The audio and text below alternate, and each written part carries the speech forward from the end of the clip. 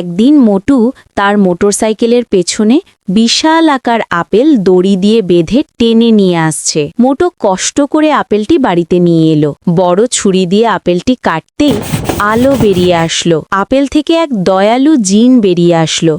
জিনটি খুশি হয়ে মোটুকে 2 হাত ভরে টাকা দিতে শুরু করলো। সেই টাকা দিয়ে মোটু গ্রামের সবচাইতে বড় বাড়ি বানিয়ে ফেলল। অন্যদিকে পাতলু বিশাল বড় আপেল মোটরসাইকেলের পেছনে বেঁধে বাড়ি নিয়ে এলো।